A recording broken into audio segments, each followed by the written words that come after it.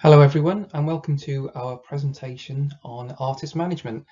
So my name is James Hannam, I'm course leader and senior lecturer at Solent University in Southampton, and I've prepared this presentation with my colleague Dr. Olivia Gable, who's an independent researcher, and she'll be taking over for the second half of the presentation. So our presentation is on this concept of the manager as a Svengali and why we believe that is an outdated stereotype. And we'll take you through some of the existing stereotypes about artist managers, then move on to talking about the important role that they play in today's music industry.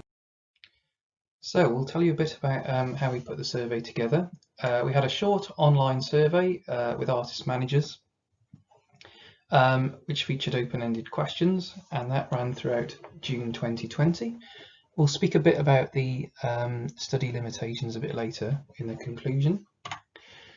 The Music Managers Forum, or who use the acronym MMF, were very happy to share some raw data with us from their Managing Expectations survey of 2019, which we were very grateful for. So that was a survey of 183 artist managers, which was made into an excellent report, and that was published last year. And both of those surveyed managers working across a very wide range of genres. So one of the unhelpful stereotypes about artist managers, and a word that seems to crop up again and again in media narratives and in the literature, is this concept of the artist manager as a Svengali. So it's used so much in popular culture that I have to admit I didn't know where the term arose. So it's actually from a character in the novel Trilby by Georges du Maurier, and here's a picture of the actor William Lacaille acting as Svengali in a theatre production. So Svengali in the novel is dominating and manipulative, and Svengali is used not just to describe artist managers but other sort of political figures as well. We'll come on to that in a minute. It also has quite a negative connotation in the legal world, and there's a legal term which is branded Svengali defence, which refers to maybe a young person or someone inexperienced who acts on behalf of a Svengali or an influential mastermind. So as I mentioned earlier, although it's a common stereotype or word used around artist managers, it's also used to describe others in public life. So often political special advisors are branded Svengali. So characters such as Dominic Cummings, for example, are often branded as a Svengali. So some stereotypes that we encountered from our artist manager respondents were ones that they'd heard over the years and they were happy to share with us. So one respondent said that the common stereotype that they encountered is that an artist manager is normally an arrogant, angry old man. He's normally a bully. Another said someone who is untrustworthy or money orientated, and then someone who is money grabbing or controlling. So all rather negative and all clearly influenced by these media narratives that are so strong out there. But, and there's an important but.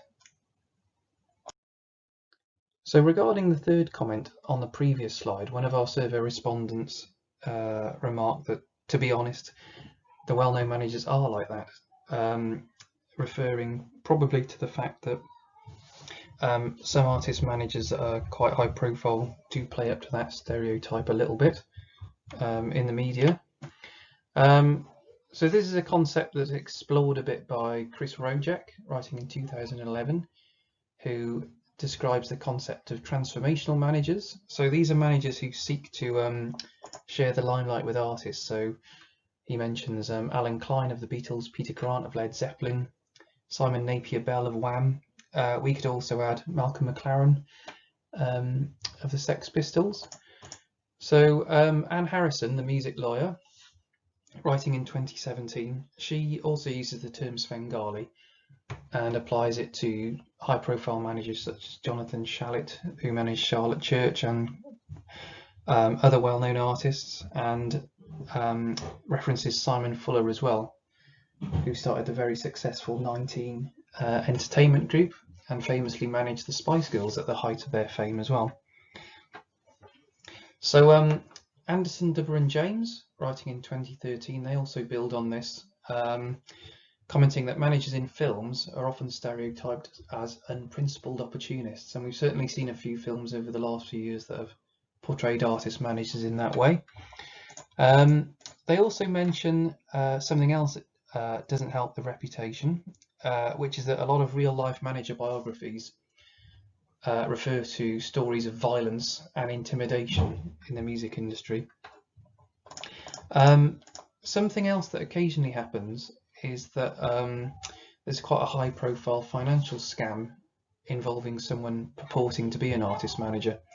So although the MMF have a code of conduct for their members, not everyone is an MMF member, and as with many other professions in the UK, there's a lack of regulation. So occasionally this does result in rare but quite public financial scams. So the most recent of note was in 2018, which was uncovered by the BBC News. The Musicians Union also covered this. It's usually when an artist manager requests upfront payments for organising gigs or introducing to high-profile artists or record labels, and a lot of these promises don't come through. So it's something for artists to look out for. So Annabella Coldrick, who is CEO of the MMF, declared in her introduction to the Managing Expectations report that the age of the Svengali is over, which is something that lots of people would welcome in the music industry. So she comments that we not only need to stop using that term, but also that we need to move on from this overall image of the artist manager in the media as the supervillain, which would be welcomed by many. And the main reason for that, of course, is that media portrayals don't reflect the diversity and talents of artist managers. So there's a picture here of one of the recent graduates from the music management course at Solent University, Jo, who now works at the YMU group. And someone like her works on a variety of quite demanding tasks all day on behalf of artists, and often in many cases for managers through the night as well. So it's a very demanding role, and one that we think is underappreciated in the music industry. So an example of what might happen in a typical day is that managers work alongside the artists on the creative process, on branding, on marketing, A&R in partnership with any label, or A&R relating more to the artist's song choice, perhaps, if they're independent, and where they might choose to record, who would produce the record, etc. So they might impact on business decisions with the artist. They might maintain contact with many other people in the industry. And essentially what they do is develop and represent artists to shape their professional career. So something else that Donald Passman, the American lawyer, picks up on is that they also act as a buffer, protecting artists when necessary, providing reassurance, and also looking after their mental health. And the MMF chair, Paul Craig, who also manages Biffy Clyro, he comments on his introduction to the Managing Expectations report that the role now covers all facets of an artist's creative and commercial life. So it's worth expanding on this. So in terms of the day-to-day task we described, they're essentially team builders as well. They have to build a team around an artist, which could involve a huge amount of people, especially if the artist is touring. They need to have a really good legal understanding, especially of contracts. And one thing the MMF note in their report is that the role is increasingly diverse. So in addition to everything we've talked about, you need a knowledge of HR, financial management, and you also need to be a great leader as well, which is a very good skill for aspiring managers to build. So their influence is increasing within the industry, according to these scholars and many others. So we think they're a significant element of the music business ecology, and we see them as essential connectors between artists, the music industry, and the public. So one thing that's not usually discussed is how managers get started. So we said in our abstract that we wanted to take this back to the start and consider how artist managers begin their career. So it can start in a number of ways. So our survey respondents said that it can be immersion in the local music scene, getting to know local venues, for example, and promoters and touring bands, and also all the local bands as well. So some managers start out as artists. This could be that you're a member of a band and you take on the role of actually managing the band, or it could be a self-managing solo artist. Commonly it can be helping out a friend who's an artist. This can also involve family members, but Donald Passman especially, the lawyer, cautions against this because it can lead to issues, and we've seen some high profile cases recently of families falling out regarding management or branding contracts. And some start their career with formal education, so taking a university degree or a college course, or undertaking professional postgraduate training as well. And then what that could lead to, so it could be a full-time role at a company. So there are lots of artist management companies out there with various structures that we don't have time to go into today, but some run on a collective basis, some have salaried employees. It's quite varied. Of course, they may be a sole trader who operates on their own and they work with one artist or maybe a small number of artists. And they might start their own business. So it could be a limited company. They could also enter a joint venture with an artist. But at this point, they develop a management style. And I'll now pass over to Olivia, who's going to run through the different types of managers that we encounter in the music industry. Thank you. So as my colleague explained earlier in the presentation, it's not really that helpful to think of managers as Svengalis. And actually their role is becoming more important in many ways. So this was something that I also observed in my PhD research. I hadn't originally planned to look at managers, but then the importance of their role, particularly in getting funding for emerging musicians, when looking at the case of the Momentum Music Fund, really forced me almost to pay attention to the different types of work that they were undertaking and the workers that were doing managerial work who maybe wouldn't even have thought of themselves as managers. So to try and capture the diversity of activities that I was seeing and the different types of people that were undertaking them, I created a 4-part typology of managers and managerial workers. So the first type are focus managers, and these are probably the most in line with a traditional idea of a manager. They work at a management company, own their own management company. There's a couple of different options there, but the point is that this is probably their main job, and they're more likely to use standard contracts with their artist. The second type is the comprehensive manager. So in my research, I observed that there were some managers who had actually founded record labels specifically just to release the music from the artist they managed. And in the cases where they did that, but they were still their manager, they didn't take any cut of record sales. And that would be a little bit more of an informal agreement and more of a vehicle for artist development. So there's also combined managers.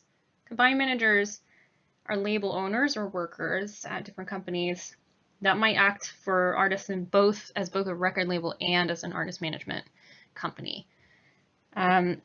There might be artists who are signed to the label, aren't managed by them, but there might be artists who are managed by them and who aren't signed to the label, but there's also ones who are on both sides, and So those relationships are a bit different, and they'll probably have different contracts for both parts of that relationship. The fourth kind are as-needed managers. These are a little bit less common, and these are people that might not consider themselves managers at all, but typically they were working in independent labels, doing a lot of development work and considering themselves really integral to the development process. But they would be working with unsigned artists and adopting a more ad hoc way, an as-needed way of approaching what was needed to develop the artist. So they would end up taking on work that would be characterized as managerial, something that you'd expect the manager to do, but they wouldn't have any formal agreement in place. So given the array of activities that managers are engaging in, it seems appropriate that their role and their importance to the arts development process should start to be acknowledged more widely. So Hitchman here, cited in the MMF 2019 report, says that managers are increasingly taking charge of the arts development process, and that was echoed in my PhD research as well. Jones also points to the fact that managers are the only position or the only person that's in a position to be both linked directly to the artist or the musician and kind of every other part of the cultural production process. So that puts them in a really unique position to link everyone together to create teams, but also to feed directly to the artist. Ellie Giles, in an interview, Ellie Giles from Step Music Management, said that managers are also business developers and dot joiners. So again, there's emphasis on both this business side and also this mediating and connecting side that's really valuable and important to being able to successfully do those business ventures and undertakings. And they also play an increasingly entrepreneurial role. So that can be in some of the ways that they're helping develop artists and some of the plans and strategies that they come up with. But it can also be purely financial in terms of the personal investment that managers are making. And the Managing Expectations report showed that 74% of those respondents had invested their own money into the artists' careers. And that's pretty stark considering that most of them earn less than £10,000 per year. Now, they might have other jobs that they're doing in addition to being managers, but that's still quite a big investment to be making for £10,000 per year. So if managers are undertaking all these different roles, then there's some concern that they might need particular professional development and training. And most of our survey respondents had actually not undertaken any formal training in artist management, with the exceptions of a couple who had actually studied an artist management course, and there were some training from the MMF that people did receive, but nobody had, largely, most people had not taken a formal course. Some of them, as I said, had attended courses by the MMF, and those can be really helpful for some of the managers. Spotify also has artist master classes that they can do, and that was helpful for one manager. And some had taken university courses, but it certainly wasn't the majority. So it might be obvious that there could be some training needs and some unmet training needs that managers and people who are doing management work aren't actually able to access or currently are really in need of. And some of the things that were identified in our survey were needs around digital strategy skills and financial management. Finance comes through as one of the most important priorities, income, finance, but a lot of managers are also lacking in the skills to really effectively and successfully manage finances. So that's something that there is certainly a gap in. There also is a lack of awareness of some of the existing training for those doing management. So some of the business structures, which I think I've touched on a bit in talking about the typology, they can range, and really there's just a massive array. Just about every business structure you can adopt. So we've got sole traders that were identified in MMF's Managing Expectations data and our survey data. Small limited companies, joint ventures, those are not as common, but there were certainly people in my research that were very keen on that as a sort of alternative structure. And there can be large corporate businesses. There can be really large management companies. But most of them are self-employed or run their own company. And I think as we're seeing right now with what's happening in terms of COVID, there are certain benefits to having your own company, but being organized in a particular way and being self-employed can kind of put you at risk in some ways in terms of what government support might be available. And in my research, I did notice that, touched on this a little bit earlier, that some managers actually do start labels just to release their artists. So they might have their own business structure for their management side, and then they might have another business structure for a label that they've set up. So just to wrap up with some conclusions, as per Annabella Coldrick, the CEO of Music Managers Forum, suggested, it is really important that we move away from this Svengali stereotype. It's just not really that beneficial, and it excludes a lot of that diversity of the work that managers are undertaking, and in some ways the value that they're bringing. There's also some areas that we've identified that would benefit from some further research, and these include looking at managers outside of the UK. So I mentioned a study or some research by Lise earlier. He looked at managers and a couple of other music workers in France.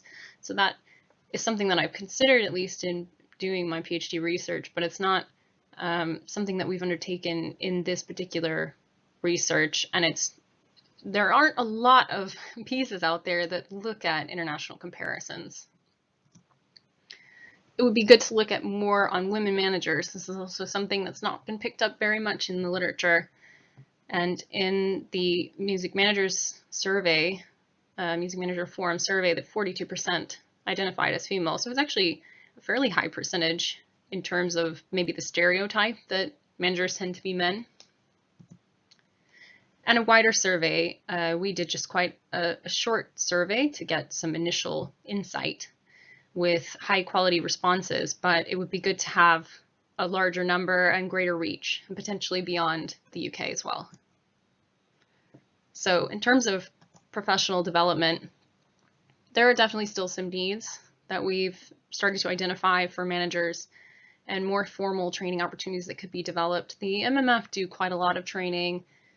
PRS Foundation do some training. There's master classes in regional music organizations as well, but I think a lot of people still just don't seem to know about these. And people who wouldn't necessarily consider themselves a formal manager might not be aware of these and might not know how to access them. So it's really important that that awareness is broadened out and increased with people undertaking managerial work. Thank you for listening to our presentation.